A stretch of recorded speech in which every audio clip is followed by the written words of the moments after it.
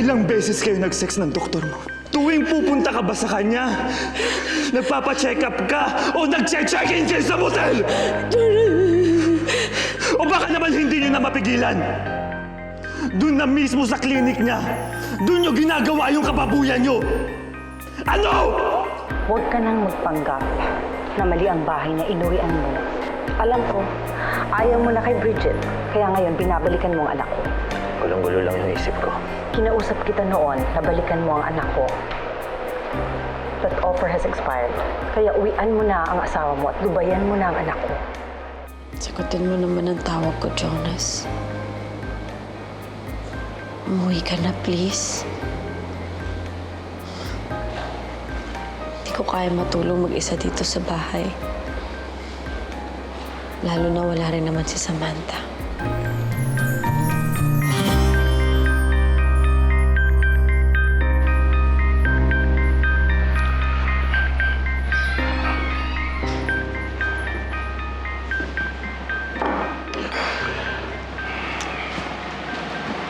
Tutulog na si Samantha. I'm glad nakuha mo na siya kay Bridget. Ako din po, Daddy.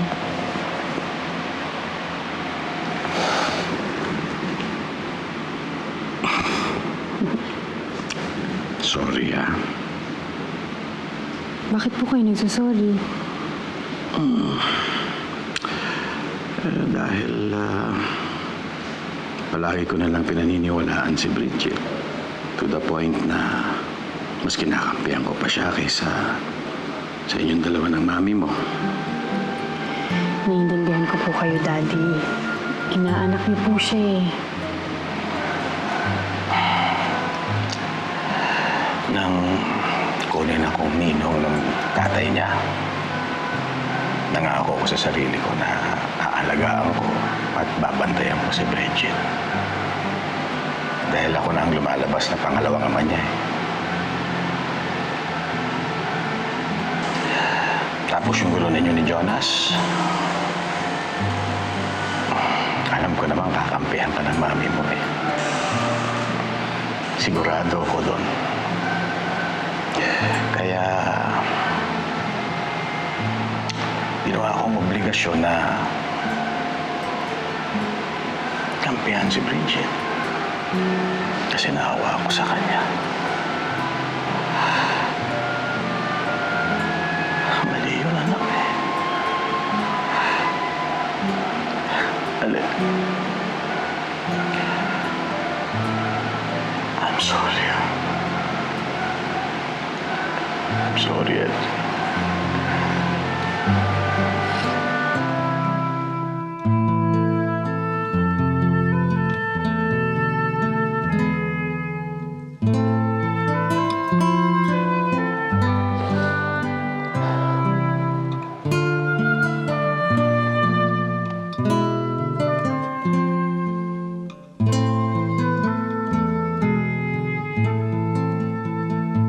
Salamat at willing pa rin kayong i-handle ang case ko, tita, kahit hindi po kami okay ni Waldy. Sige po. Papunta na po ako dyan ngayon sa office niyo. Apo.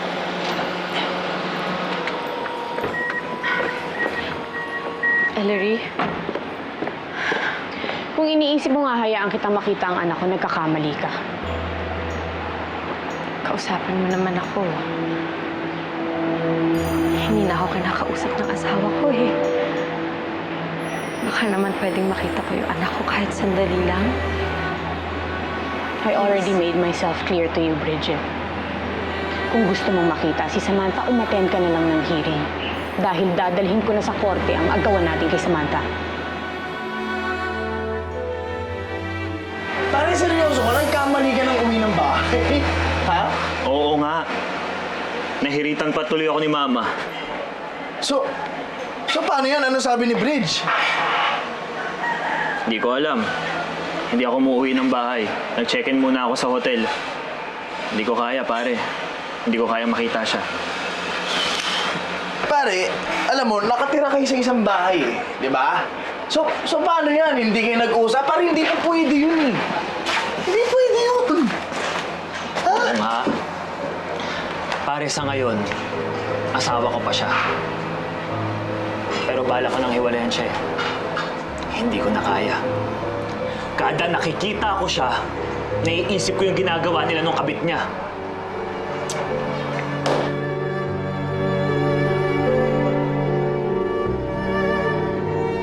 Ellery, hindi naman na natin kailangan umabot pa sa korte, di ba? Pwede naman natin paghatian si Samantha. Anong akala mo sa anak ko? Cake na pwede natin paghatian? Umalis ka na, Bridget. Baka makita ka pa ng mami ko. Ellery, please. Please, Ellery, gusto ko lang mayakap si Samantha, please. Tama pala ang desisyon kong kumuha ng guwardya, ha? Hindi ka ba talaga titigil, ha, Bridget? Ninang, gusto ko lang pong mayakap yung anak ko kahit sandali lang. Hindi pwede. Paalisin mo ng babaeng yan at sabihin mo sa mga security guard sa gate na wag ulit hahayaang makapasok ang babaeng yan dito. Ninang, please, gusto ko lang pong makita si Samantha. Bago ka dito! Ninang, please, gusto ko lang makita si Samantha kahit sandali. Ellery, Ninang, please, huwag niyo mong gawin sa akin to. Gusto ko lang makita si Samantha, Ellery, kahit sandali lang. Sige, kinasuhan mo ako? Lalaban ako. May karapatan din ako kay Samantha dahil anak ko siya. Anong ba nasasaktan ako? Lumapit ako sa'yo, Ellery. Nakikiusap. Pero ayaw mong makinig. Idedemanda rin kita. Sige lang, Bridget. Tingnan natin kung manalo ka. Mananalo ako. At kapag nangyari yon, hinding-hindi mo makikita ang anak at asawa ko. Iyong-iyo na ang asawa mo. Basta akin ang anak ko.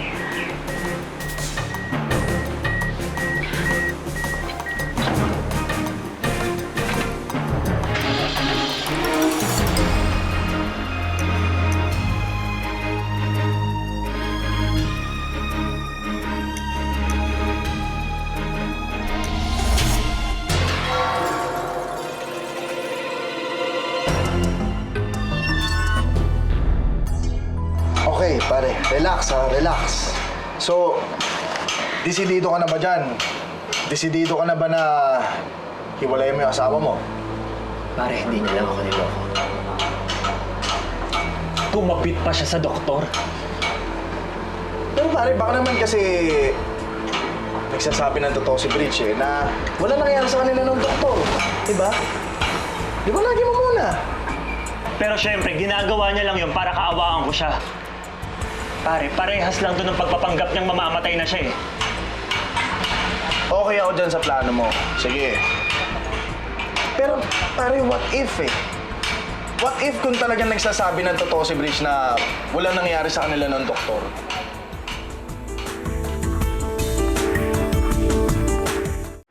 I was trying to call you nga kagabi eh. You know, to give you a heads up pagkatapos akong puntahan nila Papa Jonas tsaka ni Ellery. Kaya lang, yung telepono mo unattended. Makaloka ka. Naiwan ko nga yung cellphone ko sa bahay. Papunta na ako sa doktor. But it was too late.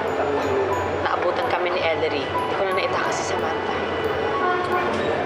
Your husband really hates you, you know. At yung beloved daughter mo eh, wala na sa'yo. Kawawa ka naman, ano? You're all alone na lang talaga. Hindi mo naman kailangan ipagdiinan sa akin yun, Aloha. Nasasaktan na ako sa mga nangyayari. Idagdag mo pa. Nabubuhayan ni Ellery yung custody case kay Samantha. Alam mo, talagang kami na lang Tita Laila ang kakampi mo, ano? I'm sure ang ninong Delphine mo eh, galit din yan sa'yo. Kapag hindi pa kami nag-uusap, Why not? Di ba, bago ka ikasal, pinagtanggol ka niya sa ninang mo.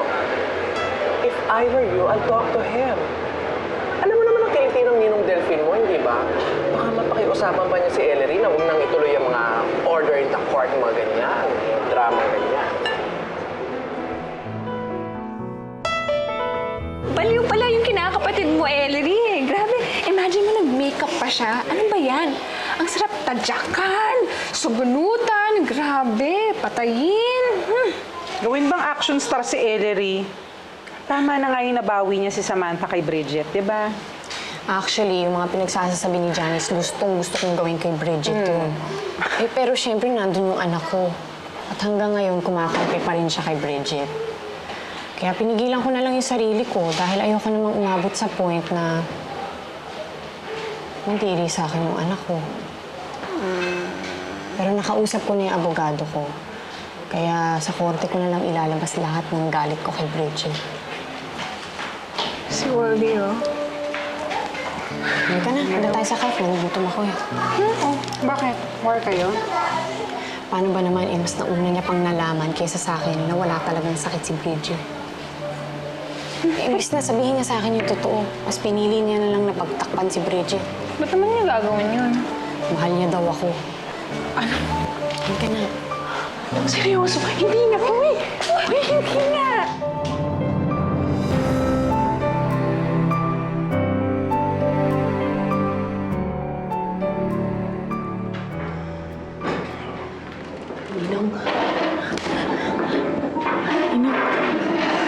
I trusted you, Bridget. Sa lahat na lang ng pagkakataon, pinagtanggol kita kay Marisa. Pero bakit pati ako niloko mo? Hindi naman po kayong magalit sa akin. Hayaan niyo po ako magpaliwanag. Ano pang ibabaliwanag mo? Oh, God, Bridget. Nung malaman kong may sakit ka, masyado kong dinamdam yun. Hindi pala totoo. Ninong, wala na po akong kakampi. Kayo na lang. Huwag naman po pati kayo talikuran ako. Bridget, may sinumpaan kong tungkulin tumayo bilang ninong mo. Sumumpa ako maging pangalawang magulang mo. Pangalawang ama. Pero ito, Bridget, hindi ito gawain ng matinong anak. Ninong. Matanda ka na. At nagampanan ko na ang pagiging ninong ko sa'yo. Mula ngayon, Bridget,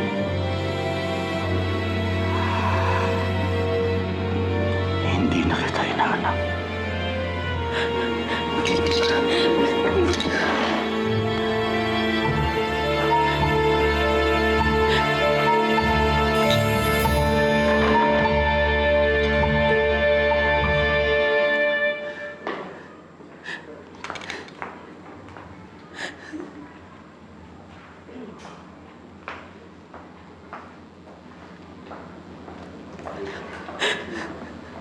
Ma'am, excuse me po. Okay lang po ba kayo? Umalis ka sa harapan ko. Thank you.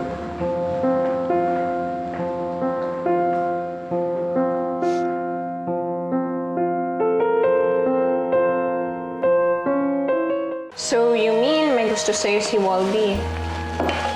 Kaya pala di niya ako pinapansin eh. Ikaw pala yung sikretong crush niya. Pero okay lang, at least di na sikreto, di ba? Lasing siya nung nagtapat sa akin. Ay, naku, talaga naman to si Waldy. Ang tagal-tagal niyo na magkaibigan, ngayon pa umamin. Sa bagay, baka iniisip niya, magkakabalikan pa kayo ni Jonas, kaya tumiklop. Kahit natakot siya, baluktot pa rin yung dahilan niya. Pinagkatiwalaan ko siya eh. Pero pareho lang sila ni Bridget. Lulukuhin lang din ako. So, meaning nun, free na si Waldy. Pwede ko na siyang karirin? O kahit naman noon pa, kaibigan lang naman ang turing ko kay Waldy. Eh ngayon, Ngayon, hindi ko na alam kung makakaya ko pang maging magkaibigan pa kami.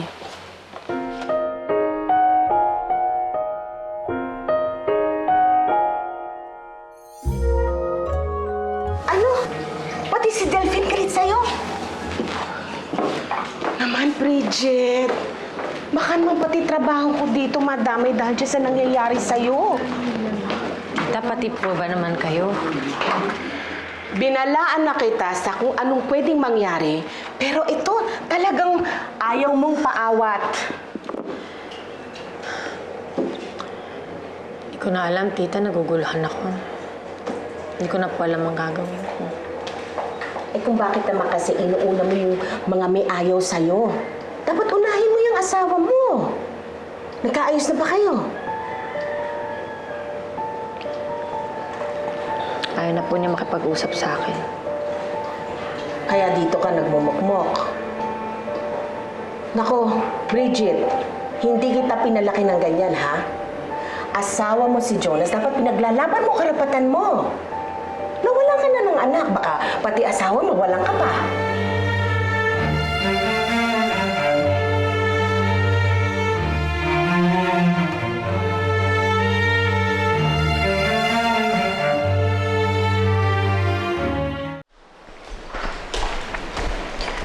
Hindi po pumasok sa school si Samantha, Mami. Nasa kwarto niya. Nagkukulong. Pinadalan ko na ng pagkain sa yaya, pero kahit pagkain, ayaw galawin. Hayaan yun na. Bababa rin yun kapag nagutom. Kaya mo nang tikisin ang anak mo, Ellery? Sinubukan ko na po ang lahat, Mami. Pero mukhang tama ho kayo. Hindi ako mananalo kay Samantha kung palagi ko siyang pagbibigyan. Susuyuin. Tapos na ang pagsaspoil ko sa kanya. Kailangan ko na maging stricto mula ngayon. Ma'am Ellery, may bisita po kayo.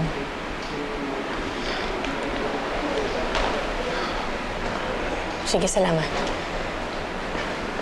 Evening. Excuse me.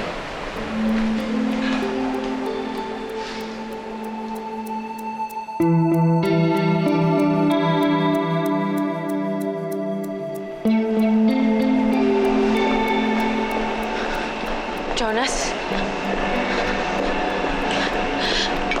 Jonas? Jonas, ang sabi sa akin na Lester, pupunta ka daw dito. Halika, umuwi na tayo. Huwag mo nang pagtakpan ng lalaki mo. Jonas, ilang beses ko bang sasabihin sa'yo? Walang nangyari sa aming dalawa. Sino lalaki mo? Ako? Jonas, maniwala ka sa akin. Jonas! Bridget? Jonas! Jonas! Donald! Ako lang naman ang asawa ng babaeng kakutsaba mo.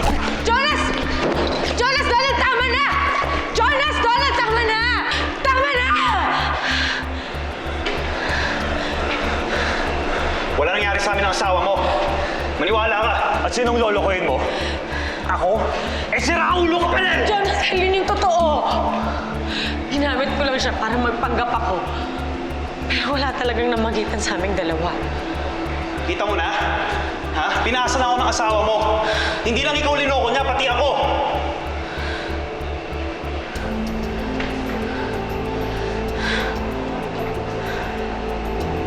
Pinaasa mo lang siya.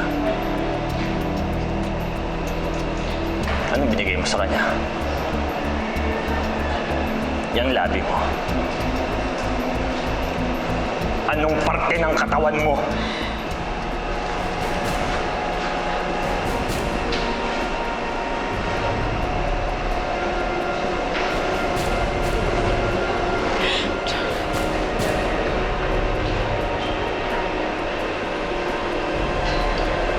Bridget. Huwag mo ako hawakan. Nanditiri ako sa'yo.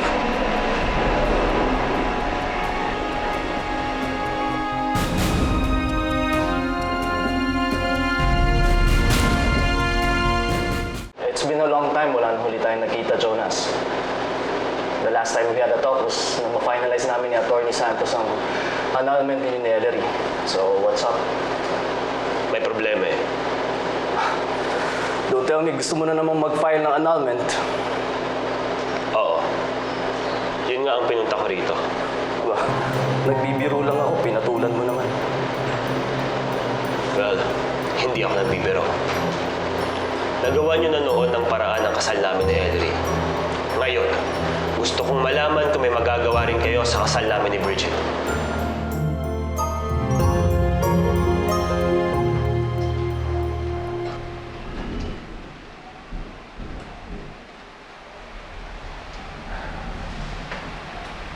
Gusto kong mag-apologize muna for how I acted the other night. It wasn't me, Ellery. Dahil sa alak yun. Yung alak din ba ang nagtapat sa akin? I meant what I said to you. I love you, Ellery. Even before kayo ni Jonas, mahal na kita. Bakit hindi mo sa akin sinabi noon pa? Dahil duwag ako. Natakot ako na if I tell you, gusto kita, baka masira ang friendship natin. Isa ka sa naging pinakamalapit kong kaibigan, Waldy. That's why I felt so betrayed nung malaman ko na naglihim ka sa akin. I was a fool and stupid. I hope you forgive me, though. I can and I will forgive you. Pero hindi pa siguro sa ngayon. Yeah.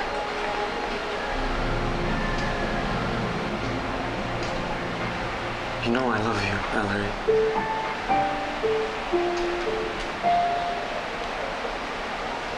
I'm sorry, Waldy.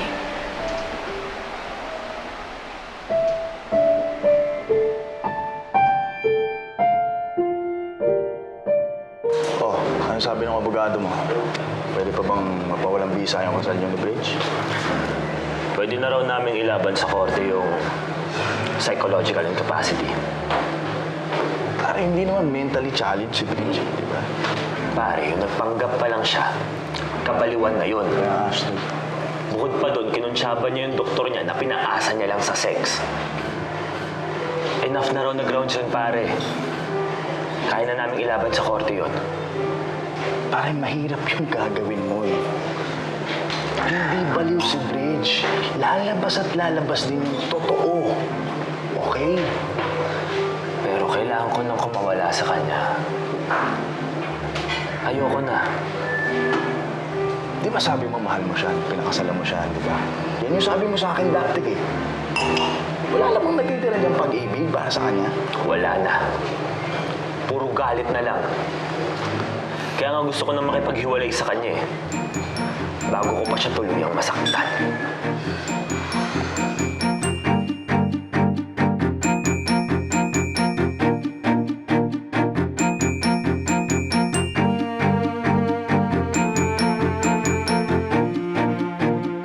Ellery is already going to court para sa custody case niya. But that's a good news.